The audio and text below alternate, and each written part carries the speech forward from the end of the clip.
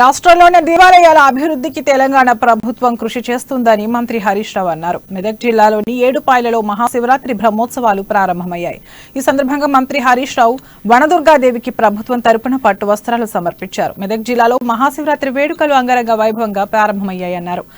రాష్ట్ర ప్రజలందరికీ మహాశివరాత్రి శుభాకాంక్షలు తెలిపారు. తెలంగాణ ఏర్పడిన తర్వాత ఏడుపాయలకు ప్రతి ఏటా నిధులు కేటాయిస్తున్నామని వెల్లడించారు.